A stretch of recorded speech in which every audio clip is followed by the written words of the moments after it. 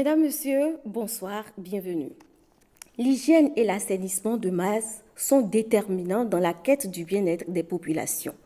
L'OMS, l'Organisation mondiale de la santé, affirme d'ailleurs que le manque d'assainissement pour 2,4 milliards de personnes compromet les améliorations dans le domaine de la santé. La preuve, ce sont les décès enregistrés dans nos pays en développement du fait des maladies comme le paludisme, le choléra, la fièvre typhoïde, la fièvre Lassa et j'en passe.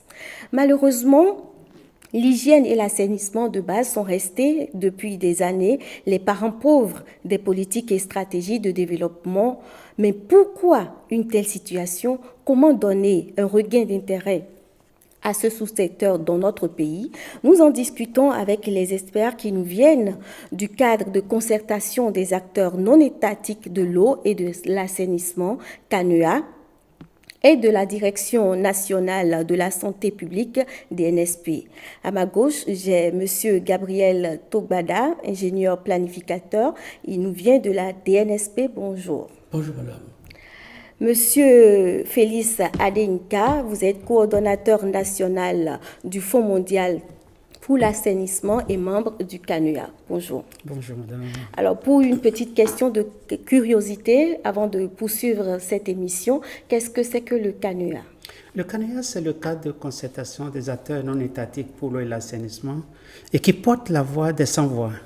La voix de ces millions de personnes qui n'ont pas accès à l'hygiène et à l'assainissement et qui aspirent au bonheur, qui aspirent à un cadre de vie sain. Nous nous sommes concertés, nous nous sommes formés pour porter leur voix afin que l'hygiène et l'assainissement soient dans les priorités de développement. D'accord, donc votre objectif, il est clairement affiché. Par rapport à cette émission, puisque nous parlons de l'hygiène et de l'assainissement de base, nous allons commencer à faire un état des lieux. Et donc, ma question va aller à M. Gabriel Togbada. Vous êtes ingénieur planificateur à la DNSP et je voudrais savoir, depuis les années 80 où le Code d'hygiène publique a été adopté, quelles ont été les autres mutations apportées dans le domaine jusqu'à ce jour? Merci, madame la journaliste. Je voudrais d'entrée de jeu remercier l'OATB pour avoir organisé cette émission qui porte sur un sujet brûlant, un sujet très important, pour dire que, effectivement, le Code d'hygiène publique a été élaboré en 1987, mais a été adopté et promulgué en 1997, 10 ans plus tard. Mais depuis que ce code a été élaboré et adopté, il faut vous dire qu'avec l'avènement de la démocratie en 1990, la direction de l'hygiène et de l'assainissement de base a vu le jour. C'est-à-dire que le gouvernement a pensé à donner une importance, remettre l'hygiène et l'assainissement de base à sa place pour permettre de travailler au sein de la communauté et permettre à la population de recouvrer leur santé et de vaquer à leurs activités. Après la création de la direction de l'hygiène et de l'assainissement de base dans les années 90, le gouvernement a élaboré la politique nationale de l'assainissement de base dans les années 95, qui est la brevière du socle qui nous permet, acteurs de l'hygiène et de l'assainissement de base, de définir nos activités et de bien les orienter.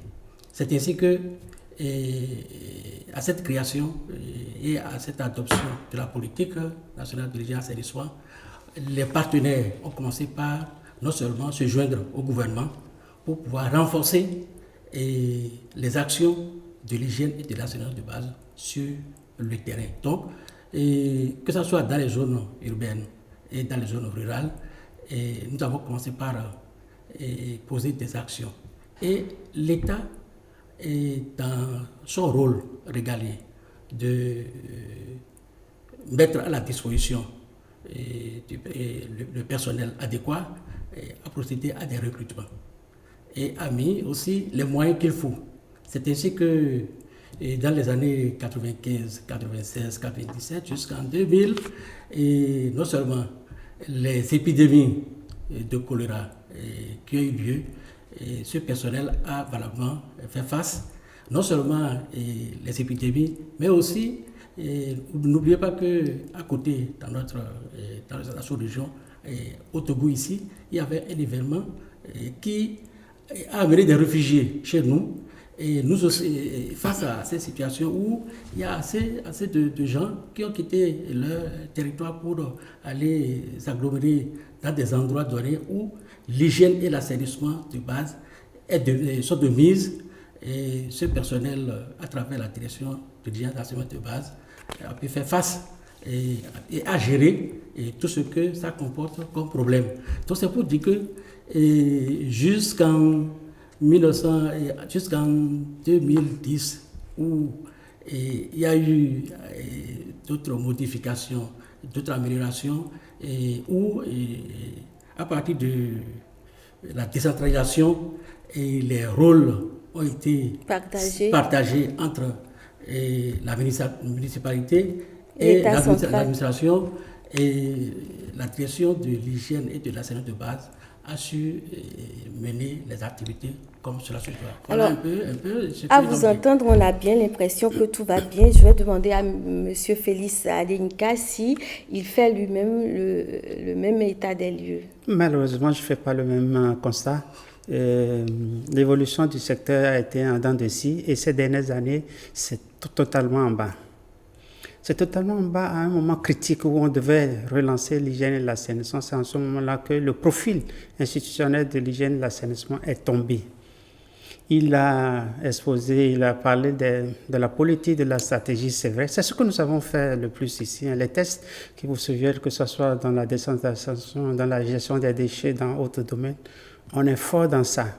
Mais pour passer de la rhétorique à la pratique, il y a toujours des problèmes. Donc vous voulez dire qu'en matière de pratique, la situation n'est pas aussi reluisante que ce qui vient de présenter, mais à leur décharge, ce n'est pas seulement au niveau national, c'est presque mondial. Il y a un sursaut maintenant et j'aimerais que mon pays, le Bénin, puisse entrer dans cette danse-là pour rehausser le profil institutionnel de l'hygiène et de l'assainissement. Alors, vous avez bien fait de le dire, au niveau des lois, des tests, le Bénin, ça va bien. Champion. Voilà. Mais au niveau de la pratique, ce n'est pas ça. Et quel est l'état des lieux? Quel constat vous faites quand on fait un tour au niveau des villes, campagnes et quartiers du Bénin? Généralement, pour trouver la situation de l'hygiène et l'assainissement, on va dans le Bénin profond. Mais je vous dis, le Bénin profond, ce n'est plus à 300 km. Le Bénin profond, c'est à 300 mètres d'ici. Allons à Ladji, allons à Vossa, allons sur les berges de Gampodo. Vous allez voir ce que c'est que l'assainissement. Nous sommes ici à l'ORTB, je crois que la plage est à moins d'1 kilomètre. Allez sur la bordure maritime, vous allez voir ce qu'on appelle la défécation à l'air libre. Aujourd'hui, en 2018, nous sommes à 54% de Béninois qui n'ont pas de latrine ou qui ont du plaisir à aller déféquer à l'air libre. C'est dramatique. La communauté internationale dit qu'il faut mettre fin à cela parce que ça comporte des maladies. Nous mangeons notre caca, nous sommes malades parce que nous avons de mauvais comportements. Et c'est depuis 2015, depuis septembre 2015 qu'on nous a dit il faut faire une stratégie pour mettre fin à la défécation à l'air libre. Comme nous sommes avec le ministère de la Santé... Oui, c'est moi qui pose les questions. Et donc, par rapport à votre état des lieux tout à l'heure, vous avez parlé du choléra que vous allez arriver à endiguer. Mais c'est dommage parce que normalement, on ne devait pas attendre que le choléra arrive pour endiguer, mais une direction... de l'hygiène et de l'assainissement de base devrait pouvoir prendre des dispositions, puisque vous êtes même planificateur, vous êtes ingénieur planificateur. Et donc, vos commentaires par rapport à ça, puisque même ça commence à Cotonou, ça veut dire que l'hygiène et l'assainissement à Cotonou déjà est un problème.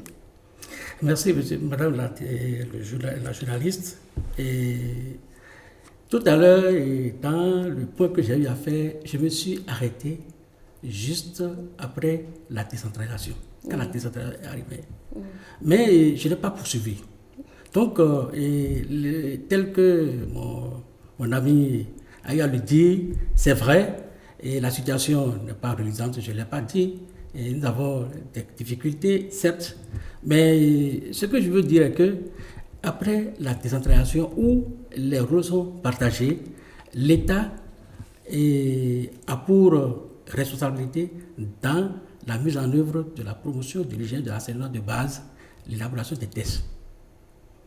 C'est ainsi que, en 2014, sinon, déjà pas de 2012, la politique a été révisée pour pouvoir être en phase avec la décentralisation. Donc la politique nationale de assainissement de base a été révisée et adoptée pour être en phase. À la suite de l'élaboration de la politique, nous avons une stratégie. Parce que pour mettre en œuvre tout ce qui est conduit dans la politique, il faut élaborer une stratégie. Et c'est la stratégie nationale de promotion de l'hygiène et de l'enseignement de base. Cette stratégie a été élaborée pour le milieu rural. Et aujourd'hui, nous sommes en train d'élaborer une stratégie pour le milieu urbain. En plus de ça, et on va passer toutes les années à élaborer. Je suis en train de vous demander sur le plan pratique. En dehors de l'élaboration des tests, pour pouvoir permettre aux acteurs d'être plus à l'aise dans la mise en œuvre des actions, et l'État est allé dans la requête des partenaires techniques et financiers pour pouvoir permettre d'avoir le background de l'argent pour pouvoir réaliser. Nous sommes devant un cas pratique, monsieur Gabriel Tobada. Je vous dis ceci. Le choléra, ça vient tous les ans à Cotonou. Et ça commence à Cotonou. Excusez-moi. L'hygiène et l'assainissement de base sont déterminants. Je suis entièrement d'accord. Qu'est-ce que je veux dire par là? Oui. Et quand l'État est en train de jouer sa partition, il revient aux différentes municipalités, dont je veux parler des mairies, en tant que maître d'ouvrage, de se mettre dedans pour pouvoir jouer à leur tour leur rôle. Mais qu'est-ce que nous avons constaté? Ce n'est pas que je jette la pierre à personne, mais entre la municipalité qui doit nous renforcer et les rôles que doit jouer l'État, il y a un fossé. Aujourd'hui, je suis très heureux que les maires ont compris qu'il faut s'investir davantage dans l'hygiène et l'assainissement de base pour permettre d'éradiquer non seulement le choléra, mais toutes les maladies qui sont liées même le paludisme. Liées à la mauvaise gestion des cas de vie. Mais malheureusement, comme vous le dites, Cotonou, qui est la vitrine de notre pays, est dans une situation où nous déplorons. La situation dans laquelle Cotonou est aujourd'hui, Cotonou ne mérite plus ça. Et souvent, vous avez... Qu'est-ce qui se passe?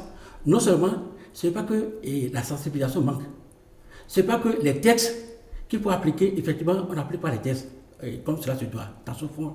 Mais pourquoi? Parce qu'il y a la légèreté. Il faut reconnaître. Donc vous rejoignez M. Félix qui dit que... Le plus frappant, c'est l'incivisme. D'accord. La population aujourd'hui, quelle que soit sa position, quelle que soit là où elle se trouve, ne peut pas dire que cohabiter avec les déchets qu'elle-même produit, que cette population ne peut pas dire qu'elle accepte de cohabiter. Quand vous posez la question, non, on ne peut pas cohabiter. Mais qu'est-ce qui se passe? Cette même population jette ces déchets-là dans des endroits inappropriés et qui retournent contre la population. Donc M. Adéinka a bien raison de dire que le Bénin est champion dans les tests. Mais l'opérationnalisation, comment on organise tout ceci pour qu'en pratique on ait les effets, les impacts réels, on ne fait pas.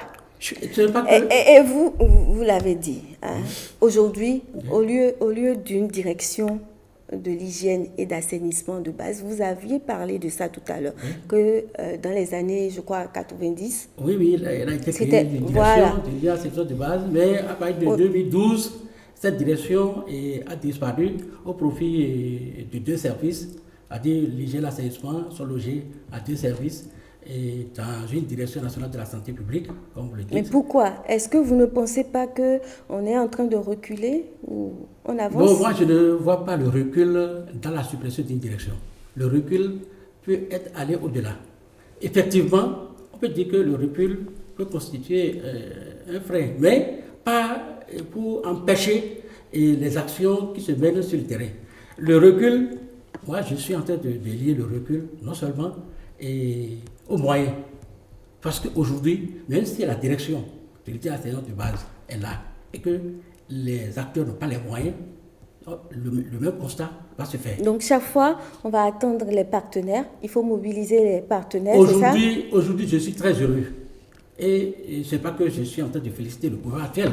Sinon, depuis l'avènement de la démocratie depuis 1990 à ce jour, c'est la première fois que je suis en train de constater qu'un gouvernement s'est intéressé de façon sensible aux problèmes liés à la production de l'hygiène d'assainissement.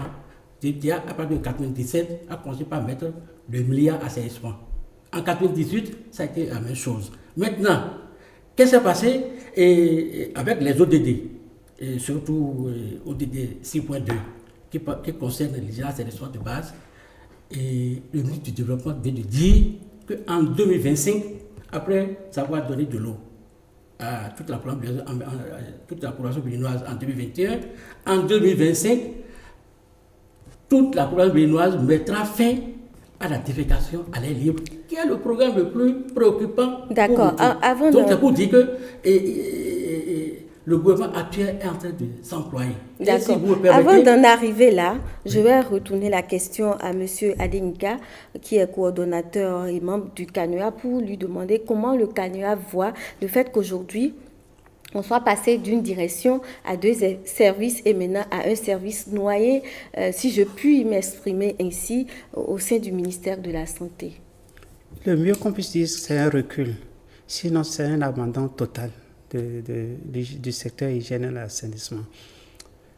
Je ne sais pas comment vous montrez l'importance de l'hygiène et de l'assainissement. Vous savez, les enfants de moins de 5 ans, vous connaissez bien, font 5 crises de choléra par an.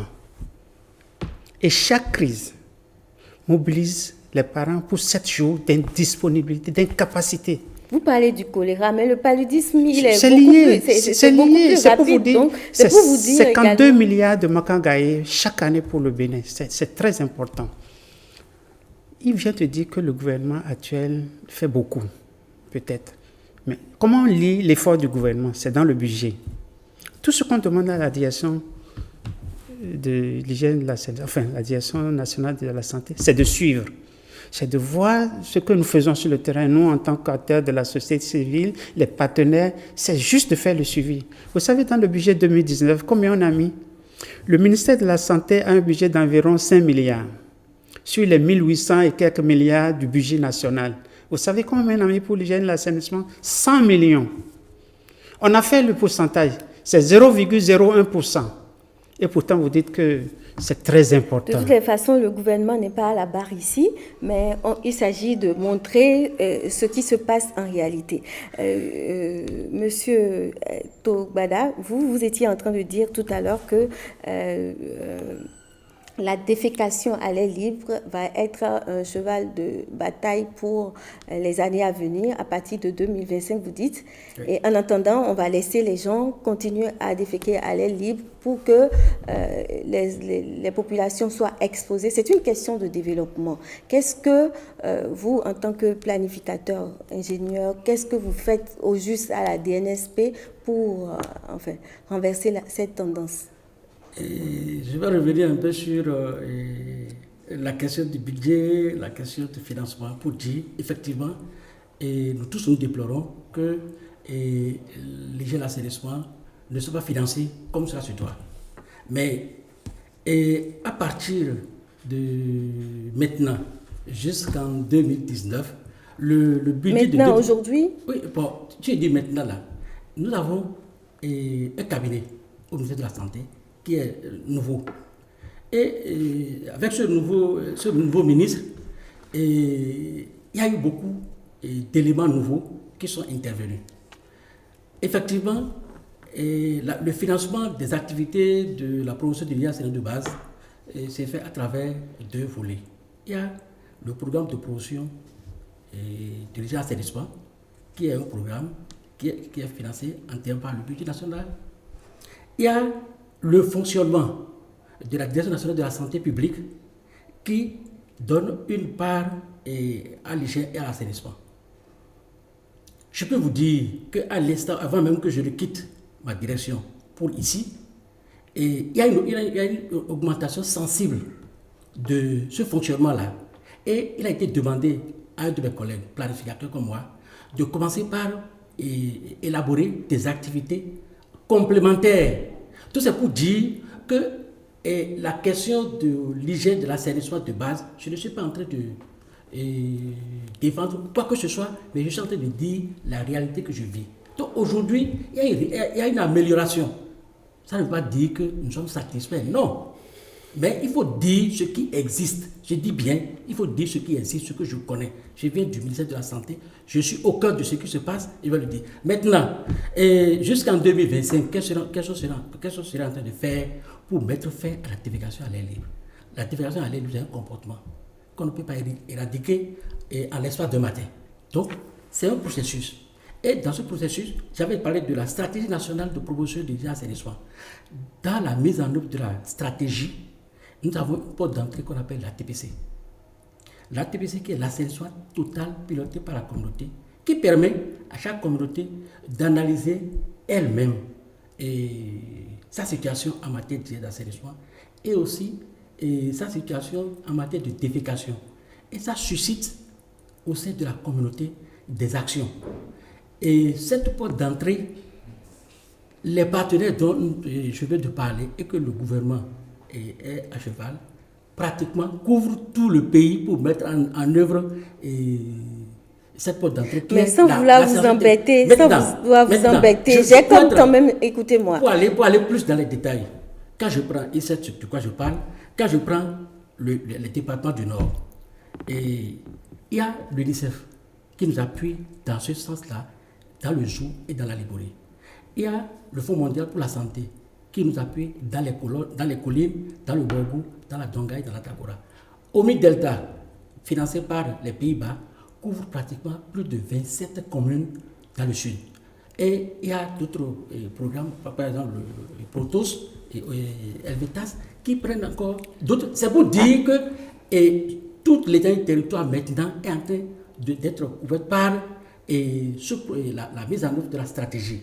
C'est pour dire qu'au jour d'aujourd'hui, il y a des résultats qui sont là. D'accord. En matière de résultats, comme il le dit, est-ce que vous n'avez quand même pas l'impression, malgré tout, on comprend les insuffisances, malgré tout, il y a quand même des choses qui sont faites sur le terrain, non? Oui, je voudrais dire qu'il manque un peu d'effort. L'objectif est atteignable. On peut mettre fin à la défécation à l'air libre. On peut être au rendez-vous 2030, mais pas comme il le dit là. Il faut un réarmement moral. Il faut qu'on change de paradigme. Nous avons fait l'expérience avec le Fonds mondial pour l'assainissement que je pilote ici, dans le programme PAFI. Avec moins de 2 milliards, 3 milliards, nous sommes en train d'amener 4000 localités à la fin de la défécation à l'air libre, à changer de comportement, à avoir des comportements, des pratiques améliorées en matière d'hygiène. C'est pour vous dire quoi? C'est pour vous dire que c'est possible, mais pas au rythme que nous avons aujourd'hui. Et tout ce qui vient de citer, bon, c'est le ministère de la Santé. Moi, je ne suis pas là pour... Oui. Nous sommes là pour qu'on se donne des conseils pour voir ce qu'on peut améliorer. Parce que ce que les populations attendent, ce n'est pas la paperasse, mais c'est de façon pratique l'impact que ça a sur leur vie. Comment on fait pour que en 2018, bon, c'est déjà la fin de 2018, mais en 2019, qu'on ne parle plus de choléra, qu'on ne parle plus de paludisme, de façon... D'ailleurs, l'Organisation mondiale de la santé parle d'une élimination de ces maladies-là. Actuellement, même, il y a un congrès sur les parasitoses. Comment on atteint ces objectifs-là sans l'hygiène et l'assainissement de base, qui est une direction, qui est un service aujourd'hui, logé dans une direction du ministère. Madame la journaliste, je veux vous dire que ce n'est pas en supprimant une direction que les actions sur le terrain sont supprimées. Ce n'est pas en supprimant une direction que le personnel en charge de la promotion de l'hygiène de l'assainissement n'est plus incessant. Oui, par rapport à ça, c'est déjà important un portage politique. Et le reflet de ce portage politique, c'est souvent la couleur qu'on donne à l'institution. Tout à fait. Lorsque On part d'une direction à un service. On a l'impression, en tout cas, qu'on est en train de mettre ça par terre, alors que c'est essentiel. Dans mon introduction, j'avais parlé de l'OMS qui dit que pour 2,4 milliards de populations qui n'ont pas les ouvrages d'hygiène et d'assainissement de base, ça compromet gravement leur santé. Monsieur, vous avez certainement quelque chose à dire. Il faut faire une photo à Gabriel. Il sait que si vous avez 1000 secteurs à gérer, 10 000 secteurs, vous allez saupoudrer. Que si vous n'avez que 2 ou 3. C'est tout simplement ce qu'on dit. Vous savez, le Sénégal, le Niger, le Burkina faisaient comme on faisait. Mais depuis 5 ans, 10 ans, ils ont un ministère de l'eau et de l'assainissement. Allez voir les forêts, allez voir le boom, allez voir le bien-être de ces populations-là. Quand on réduit ce qu'on a à faire, il y a plus de ressources pour ce secteur-là. C'est tout simplement ce qu'on veut dire. Et quand vous dites que ce n'est pas parce qu'on supprime, vous venez de dire que quand vous étiez direction générale, vous avez les ressources, vous avez du personnel, vous avez de la motivation pour travailler. Et aujourd'hui, que c'est ainsi, vous savez, on poursuit le même objectif. Mais il y a des stratégies que les autres ont empruntées, qu'on pourrait tricher, qu'on pourrait imiter pour atteindre le résultat que... Vous n'avez pas l'impression que pour qu'il y ait un bon portage politique de ce sous-secteur, ce sont les agents qui travaillent là qui doivent aider. Parce que c'est vous qui devez aider les politiques à comprendre que c'est essentiel pour le développement. Je ne dis pas l'importance d'une direction dans la mise en Moi, œuvre. je ne parle même pas d'une direction, mais dans les priorités de développement, les stratégies politiques, hein, c'est les agents qui travaillent, que ce soit un secteur, que ce soit un service, que ce soit une direction, c'est les agents qui travaillent à ce que les politiques comprennent que pour y arriver, il faut mettre un accent sur ce sous-secteur-là.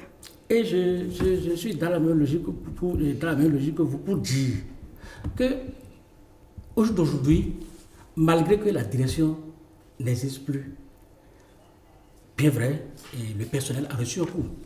Mais avec le management du directeur de la Direction nationale de la santé publique, sur lequel nous sommes, il y a une motivation, il y a au moins un travail qui est en train d'être fait à notre niveau pour nous permettre d'aller au... Je suis entièrement d'accord. Maintenant, j'en viens. Et tout à l'heure, vous avez parlé du choléra qui est toujours dans Cotonou et ainsi de suite. Je peux vous dire que la Banque mondiale est en train de nous aider. Pour la première fois, la stratégie nationale de promotion et de base, on l'a toujours élaborée dans les milieux ruraux. Mais on n'a jamais, depuis 1990, on n'a jamais élaboré en milieu urbain. Aujourd'hui, c'est une réalité. La Banque mondiale est en train de nous appuyer pour que cette stratégie aussi soit élaborée dans les milieux urbains pour nous permettre non seulement de renforcer ce que nous sommes en train de faire pour une éradication. Donc c'est pour dire que quand bien même nous sommes dans un service, il y a un arsenal, il y a un travail qu'il ne faut pas occulter. D'accord. Je comprends bien votre position. Oui, ce que je voudrais savoir, est-ce que vous avez l'impression qu'on va pouvoir atteindre les ODD ou tout simplement, comment est-ce qu'il faut s'y prendre aujourd'hui pour pouvoir atteindre les ODD d'ici 2030? À la date d'aujourd'hui, on est off-track. Oui. On n'est pas sur la ligne. Oui. Mais c'est possible. Oui. Si on change de comportement. Mais le comportement, ça, c'est pas les populations, c'est pas là-bas, c'est encore nous-mêmes. Pour vous donner un exemple, le code de l'eau et le code de l'hygiène ont été adoptés le même jour, en 87. Après, il y a eu la décentralisation, il y a eu tout ce qu'il a cité. Le code de l'eau a été révisé en 2010. Depuis 2010. Le code d'hygiène est resté comme ça, là, avec ses lacunes. Et d'ailleurs, on finance vraiment l'eau potable. Hein, on finance avec 500 milliards. Vous savez combien on a mis pour l'assainissement? Moins de 40 milliards. Et c'est encore pour construire des stations à Calavi, 2 ou 3 stations. Voilà la situation. Maintenant, comment s'y prendre? Pour y arriver, il faut un sursaut. Il faut que... le ministère de la Santé, puisque change de façon de raisonner pour dire que l'hygiène et l'assainissement, c'est important pour toutes les stratégies de développement et qu'il faut accorder d'importance à ce secteur-là. Et eux, il y a les bailleurs de fonds, enfin les partenaires, pour mieux dire, qui sont prêts à nous accompagner. Mais ils ont un travail à faire, un travail de suivi des résultats, d'évaluation de ce qui se fait. Et ça, ils savent qu'il manque de ressources pour le faire. D'accord. Nous sommes entre nous et les gens ne comprennent pas tout ce qu'on est en train de dire. J'aimerais que vous nous expliquiez en fait pourquoi le sous-secteur hygiène et assainissement est très important dans les questions de développement. C'est simplement important pour être terre à terre, parce qu'il vaut mieux que les gens ne tombent pas malades pour fréquenter les centres de santé. Ici, il raisonne en termes de nombre de médecins par habitant, nombre de lits par chose. Ici, maintenant, il faut qu'on soit en bonne santé, qu'on n'ait pas à avoir construit. Je suis désolée, les normes sont là. Non, c'est comme c'est ça. vous qui jouez avec les normes. Non. Nous, C'est on comme veut ça. pas être On doit malade. pouvoir avoir tel nombre de médecins On ne veut pas être pour malade. Tel nombre d'habitants. Ça, c'est des normes. Et donc, le ministère de la Santé fait quand même bien de se préoccuper également de ça. Mais il reste à Qu'est-ce que savoir ça vous dit que il reste à 40% savoir, ne fréquentent plus les centres de santé? les parasites, les microbes n'ont de vie que dans un environnement malsain. Et donc, il revient à l'hygiène, au service d'hygiène et d'assainissement de base, de savoir comment faire justement pour atteindre d'ici 2030 les ODD. Est-ce qu'il y a une stratégie ODD?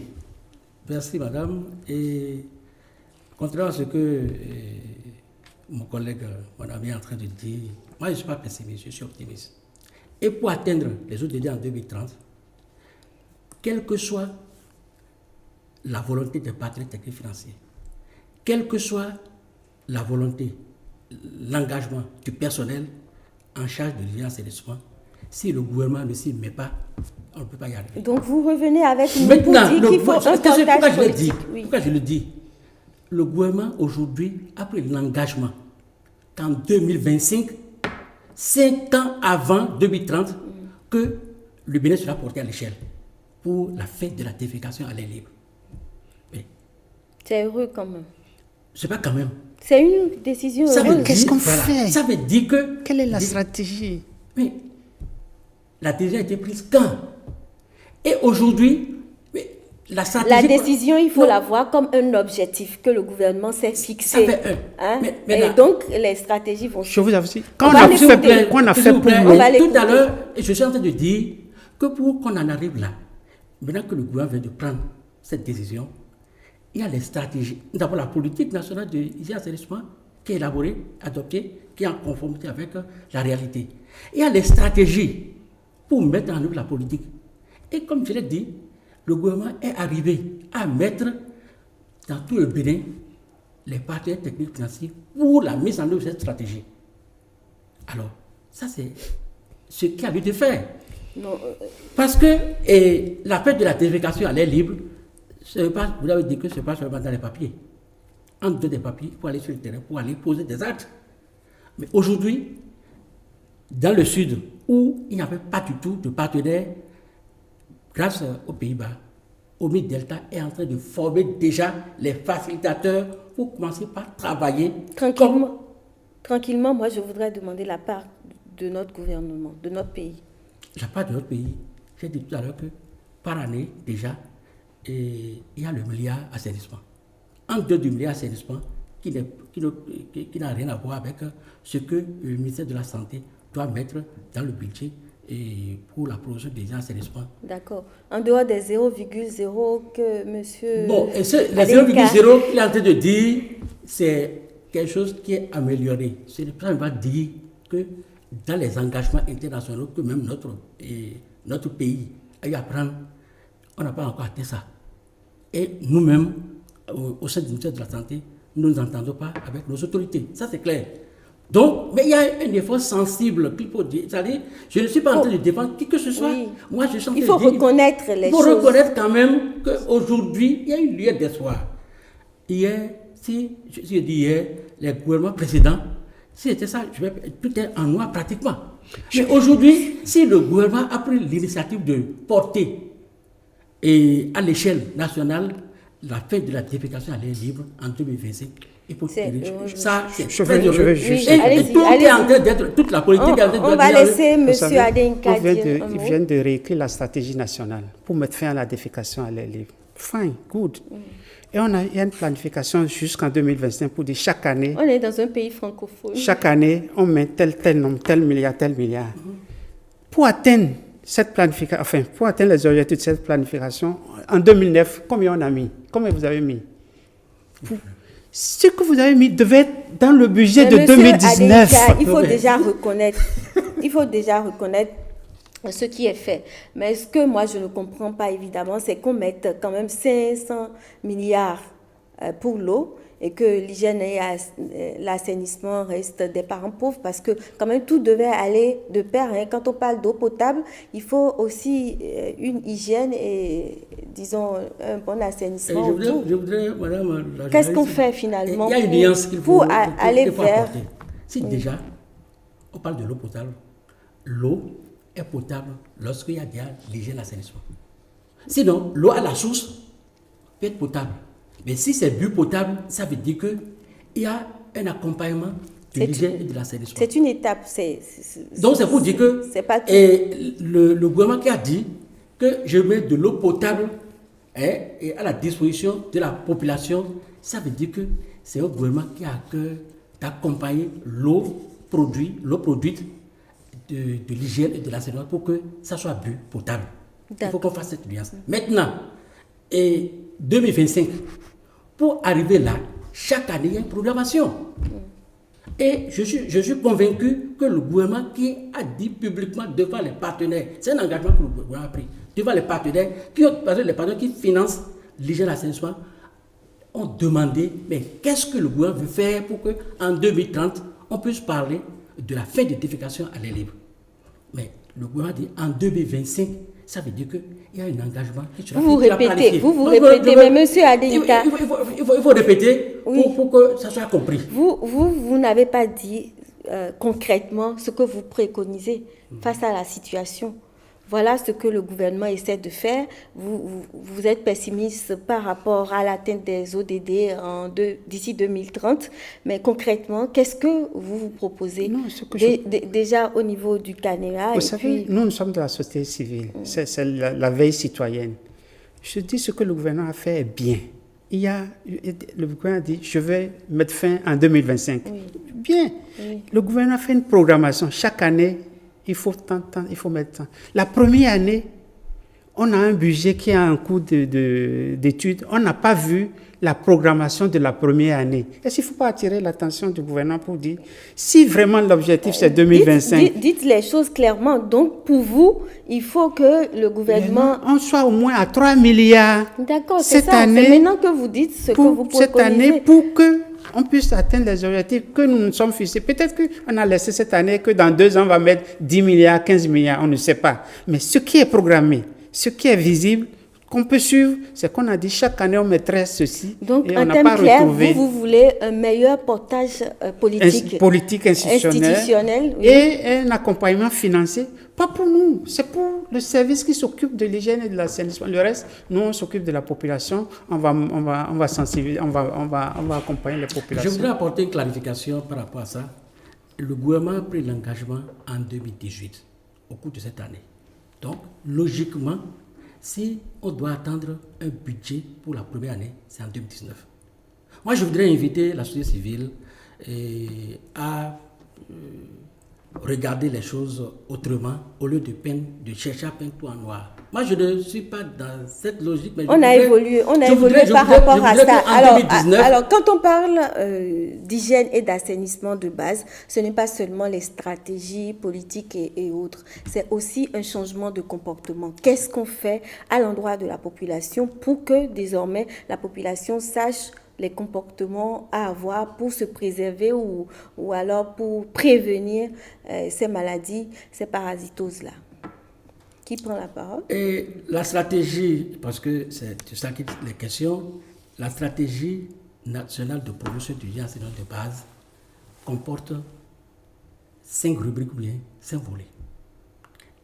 J'ai dit la porte d'entrée, c'est l'ATPC, l'assainissement total piloté par la communauté, qui amène la population à faire le diagnostic de leur propre situation en matière d'assainissement et de leur pratique de défécation, ce qui suscite en elle des engagements, dont la construction des ouvrages d'assainissement des latrines sans aucune subvention extérieure.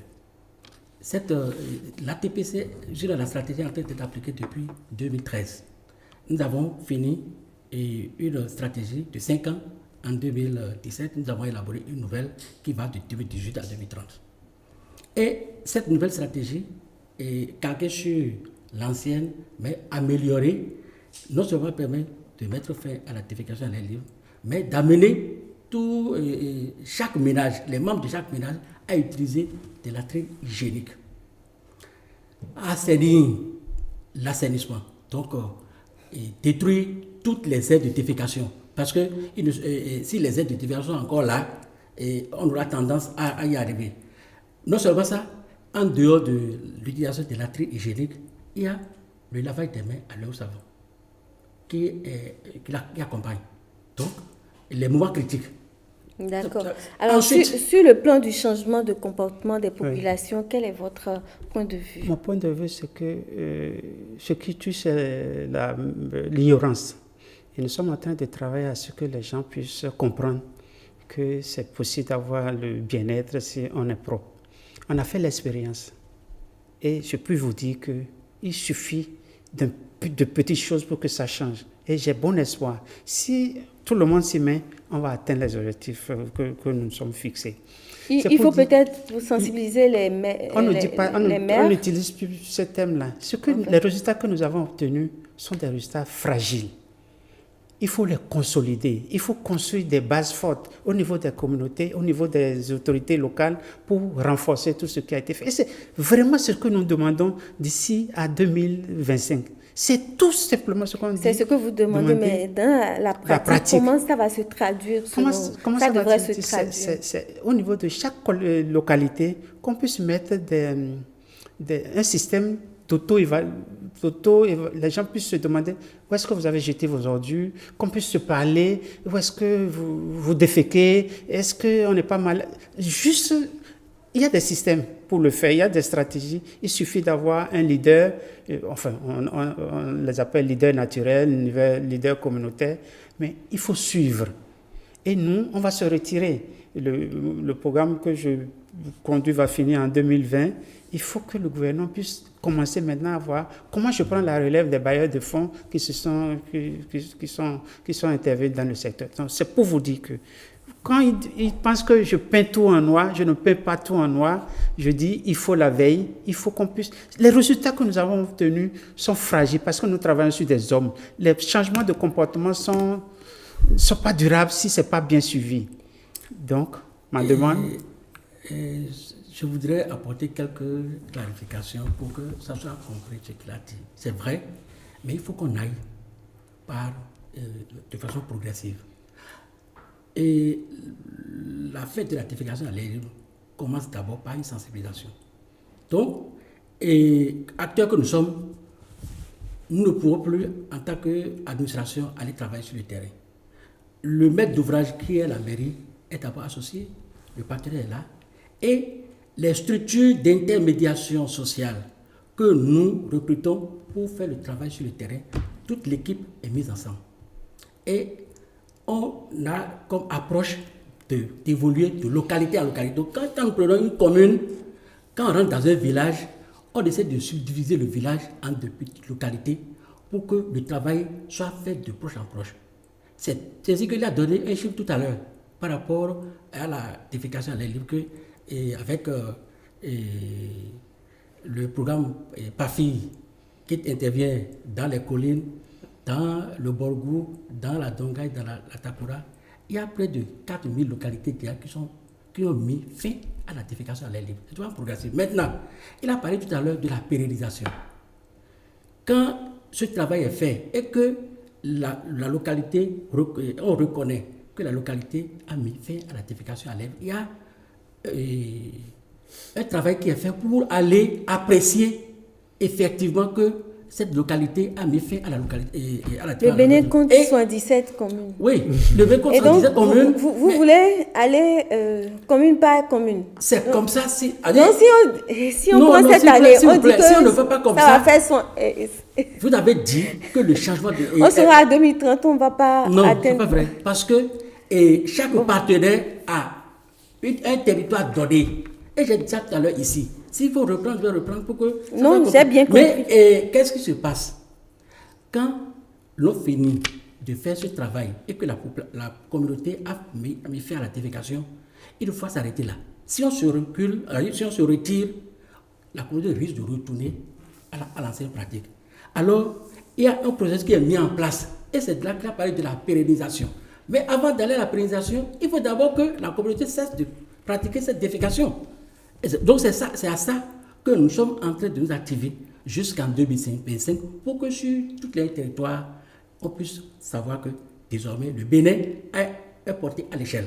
Quand on l'aura porté à l'échelle, il y a en même temps un programme de pérennisation qui est en train d'être mis en place et les mairies qui déjà sont à pied d'œuvre savent que tel acquis, ça me revient, je dois prendre le suivi. Alors, parce sur le plan eux. des tests et des codes, vous l'avez assez dit, hein, je crois que les choses sont en train d'être faites, mais ne pensez-vous pas qu'il faille accélérer? Oui, parce qu'on ne peut pas, et avec l'allure que nous sommes en train de nous donner là, à partir de 2019, ça sera une autre allure, de façon exponentielle, pour que dans tout le Bénin, on puisse dire, il n'y a plus de communes où on ne met pas en œuvre la stratégie. Un mot de fin? Avant de finir, j'aimerais remercier notre partenaire, la Maison de la Société Civile, qui a accompagné les acteurs non étatiques, une mention spéciale. Je voudrais dire que je garde l'espoir, que le débat que nous avons eu aujourd'hui nous a permis de faire le bilan et d'envisager l'avenir. L'avenir va être rose, mais à une condition, qu'on change de paradigme, qu'on sorte de nos positions actuelles, qu'on sorte de nos zones de confort. De zones de confort pour dire, oui, c'est atteignable. On va y arriver. Mais je crois qu'on à ce rythme. Non. On est en train de le faire. Non, je vous assure. Regardez, l'eau a eu sa base légale, le code de l'eau en 2010. On n'en a pas. On travaille sur quoi? Le gouvernement est en train de nous entendre et je suis certaine qu'après cet entretien, en tout cas entre nous, les choses vont bouger. Monsieur Togbada. Oui, je voudrais en deux mots dire que le gouvernement, l'effort qu'il est en train de faire déjà, ce n'est pas suffisant, mais c'est louable et je voulais demander de poursuivre. Mais qu'il reste un élément capital. Avant qu'en 2025, on atteigne l'état de défécation à l'air libre à l'échelle nationale, il faut que le gouvernement soit déclenché. Donc, le premier citoyen, qui est notre président, le président de la République, qui a à cœur la santé de la population, il faut qu'il soit déclenché pour déclencher le gouvernement. Et quand les autorités... Et pour qu'il soit déclenché, c'est justement les agents qui travaillent là-bas. Voilà. Donc, il faut un plaidoyer. Il faut qu'ils comprennent, parce qu'il n'est pas supposé tout comprendre. Donc, nous sommes déjà en train de prendre les dispositions déjà au niveau du cabinet, du ministère de la Santé. Donc, il faut rapporter correctement tout ce que vous voyez sur le terrain. Voilà. Donc, déjà, le cabinet du ministère de la Santé déclenché va nous aider à déclencher le gouvernement, donc le président de la République. Et là, tout ce qui va se faire, tout ce que nous sommes en train de poser comme des actions sur le terrain, ça va porter. Ça là, c'est l'élément que je voulais demander au gouvernement de bien vouloir nous aider, nous appuyer comme Il a déjà commencé. Merci. L'autre chose que je vais dire est que... Parce que nous sommes déjà à la fin. Je vais simplement vous remercier, Monsieur Gabriel Tobada, ingénieur planificateur. Merci d'être passé par ici. Nous parler donc de l'hygiène et de l'assainissement de base, de tout ce que le gouvernement fait pour que les populations se portent mieux en matière de parasitose, en matière de maladies tout court. Monsieur Félix Adenka, merci également d'avoir apporté votre mot par rapport à cette question-là, ce sous-secteur. Mesdames, Messieurs, ce fut donc un plaisir de partager les préoccupations du CANEA en matière d'hygiène et d'assainissement de base avec vous. On retient que pour que le Bénin soit au rendez-vous des ODD en 2030, il faut un meilleur portage politique du sous-secteur hygiène et assainissement, une mobilisation également de ressources financières pour faire face aux défis du sous-secteur. Entre-temps, nous-mêmes, nous devons apprendre à nous laver les mains après les selles et donc avant de manger, également à entretenir les ouvrages d'assainissement que l'on met à notre disposition. Merci et à très bientôt.